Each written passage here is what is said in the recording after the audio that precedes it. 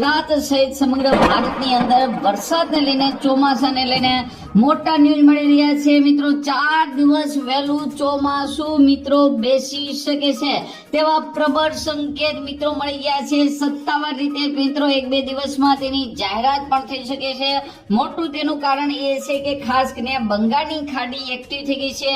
બંગાળની ખાડીની અંદર હવાનું હળવું દબાણ એટલે કે નાનું વાવાઝોડું છે, હળવું વાવાઝોડું બનવાને કારણે ચોમાસું છે ખૂબ જ એક્ટિવ બન્યું છે અને 4 દિવસ વહેલું ચોમાસું છે એ મિત્રો વહેલું બેસી શકે છે। તો આજના વિડીયોમાં મિત્રો આપણે વાત કરવાના છે ખાસ કરીને ગુજરાતની અંદર પ્રી મોન્સૂન એક્ટિવિટી ક્યારે શરૂ થશે, એટલે કે પ્રી મોન્સૂન એક્ટિવિટી એટલે કે ગાજવીજ સાથે આદરનો વરસાદ છે કઈ તારીખથી શરૂ થશે, ચોમાસું છે એ વિધિવત રીતે ક્યારે બેસી શકે છે તેની તારીખની વાત મિત્રો આજના વિડીયોમાં કરવાના છે।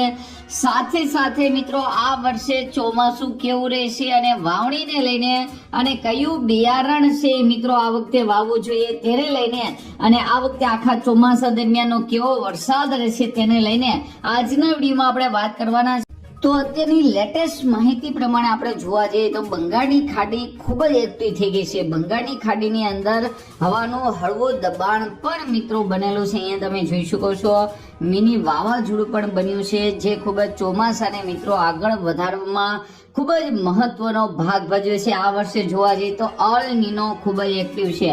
અલ નીનો જ્યારે એક્ટિવ હોય ત્યારે મિત્રો ભારત તરફ જે ભેજવાળા પવનો આવતા હોય આ પવનો ખૂબ જ ઓછા આવે છે, જેને લઈને ભારતની અંદર જોઈએ એટલો ભેજ નથી આવતો અને તેની હિસાબે વરસાદ ઓછો પડતો હોય છે। તો આ વખતે ફૂલ અલ નીનો છે જેને લઈને ભારતીય હવામાન વિભાગે પણ મિત્રો 92 થી લઈને 96% વરસાદની આગાહી કરી।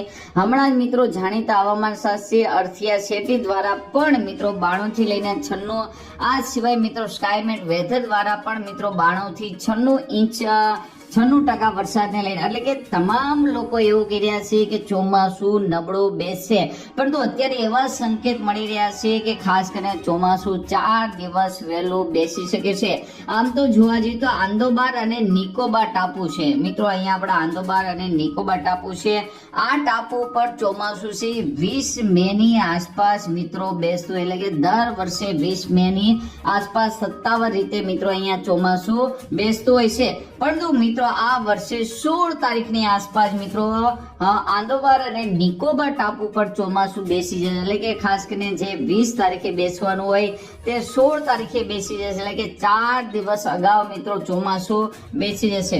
આ બાજુ વાત કરીએ તો કેરળની વાત કરીએ તો કેરળની અંદર હાલ મિત્રો વરસાદની શરૂઆત છે એ થઈ ગઈ છે, પરંતુ ખાસ કરીને સત્તાવાર રીતે કેરળની અંદર ચોમાસાની એન્ટ્રી છે એ મિત્રો ક્યારે શરૂ થશે તો તમને વાત કરીએ તો અહીંયા મિત્રો તમને જણાવી દઈએ 25 તારીખથી લઈને 26 અને 27 તારીખની આસપાસ કેરળની અંદર સત્તાવાર રીતે ચોમાસાની એન્ટ્રીની જાહેરાત મિત્રો થઈ શકે છે।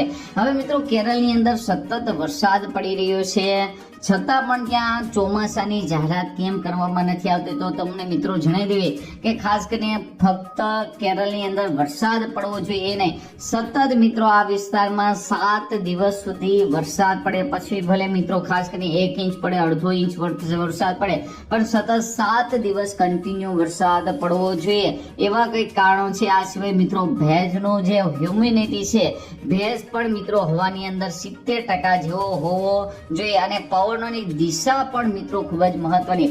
આ બધા પરિબળો ભેગા થાય ત્યારે ચોમાસાની સત્તાવાર રીતે જાહેરાત કરવામાં આવતી હોય છે, એટલે કેરળ છે ખૂબ જ મહત્વનું છે। તો કેરળમાં પણ આ વર્ષે 4 દિવસ વહેલું ચોમાસું બેસી જાય। હવે મિત્રો એવું છે કે ખાસ કરીને આંદોમાન નિકોબારમાં 4 દિવસ ચોમાસું વહેલું બેસી ગયું, કેરળની અંદર 4 દિવસ ચોમાસું છે એ વહેલું બેસી જશે તેવા પૂરેપૂરા સંકેત છે। તો ગુજરાતની અંદર ચોમાસાને લઈને કઈ તારીખ જાહેર કરવા તો મિત્રો ગુજરાતની અંદર અંબાલાલ પટેલ કહી રહ્યા છે કે ખાસ કરીને 23 તારીખથી પ્રી મોન્સૂન એક્ટિવિટી શરૂ થઈ જશે, એટલે કે એનો મતલબ કે ખાસ કરીને ગુજરાતની અંદર ઘણી જગ્યાએ મિત્રો પ્રી મોન્સૂન એક્ટિવિટીને કારણે ગાજવીજ સાથે ભારે બફારા પછી મિત્રો ખાસ કરીને વરસાદ જોવા મળશે। તો પ્રી મોન્સૂન એક્ટિવિટી શરૂ થઈ જશે અને આ એક્ટિવિટી મિત્રો ખાસ કરીને ખૂબ જ લાંબી ચાલશે। આમ તો જોવા જઈએ તો 25 તારીખથી લઈને 7 તારીખ સુધી મિત્રો ખાસ કરીને રોહિણી નક્ષત્ર છે, અને રોહિણી નક્ષત્રની અંદર વરસાદ ન પડે એ મિત્રો સારું માનવામાં આવે છે, અને છેલ્લે વરસાદ પડે તો એ ખૂબ જ સારું માનવામાં આવે છે. એટલે કે રોહિણી નક્ષત્રમાં શરૂઆતમાં વરસાદ પડવો ન જોઈએ, પરંતુ પછી વરસાદ આવે તો સારો ગણાય છે. તો આ વસ્તુ જોતા ગુજરાતની અંદર તમામ પરિબળો જોતા ગુજરાતની અંદર 5 તારીખથી લઈને 15 તારીખ સુધી પ્રી મોન્સૂન એક્ટિવિટી તેજ રહેશે, જેમાં 10 તારીખથી તો વધારે તેજ થઈ જશે, જેને લઈને ઘણી જગ્યાએ મિત્રો ગાજવીજ સાથે ઘણી જગ્યાએ વાવણી થાય તેવો વરસાદ પણ જોવા મળશે.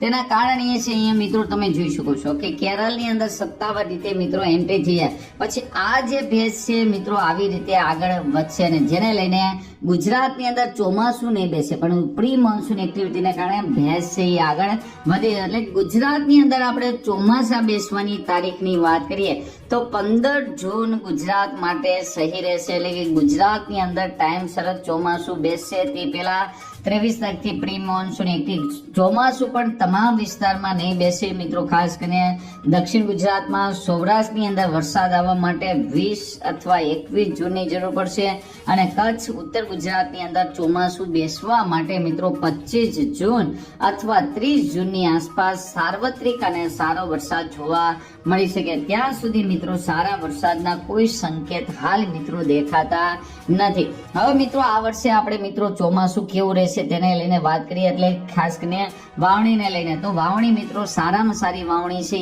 10 જૂનની આસપાસ થશે. 10 જૂન પહેલા મિત્રો ખાસ કરીને સારી વાવણીના કોઈ સંકેત મળી રહ્યા નથી. હવે આ વર્ષે વરસાદને લઈને અલ નીનો એક્ટિવ છે, તો શરૂઆતની અંદર ટાઈમસર વરસાદ પડશે, પરંતુ જૂન મહિનો છે, જુલાઈ છે, પછી મિત્રો ઓગસ્ટ મહિનો છે. જુલાઈ અને ઓગસ્ટ આ 2 મહિના એવા છે, જો આની અંદર વરસાદનો રાઉન્ડ નહીં આવે તો મિત્રો મહિના દિવસ સુધી વરસાદ ન પણ પડે તેવા પણ સંકેતો પડે. જો એકાદી 2 સિસ્ટમ આવી ગઈ તો હેલી સ્વરૂપે પણ વરસાદ પડે. એટલે કે આ 2 મહિનાની અંદર કેવો વરસાદ પડશે તે નક્કી નથી. જો એકાદી સિસ્ટમ મજબૂત બની જશે તો ખાસ કરીને ગુજરાતમાં સારો હોય, પણ શક્યતા એવી છે કોઈ મજબૂત સિસ્ટમ બને તેવી શક્યતા નથી, અને તેને લઈને ગુજરાતની અંદર જુલાઈ મહિનાનો ઉત્તરતા અને ઓગસ્ટના શરૂઆતની અંદર મિત્રો ખાસ કરીને ખૂબ જ વરસાદની ઘટ રહે અને લાંબો ગેપ જોવા મળે 15 થી 20 દિવસનો.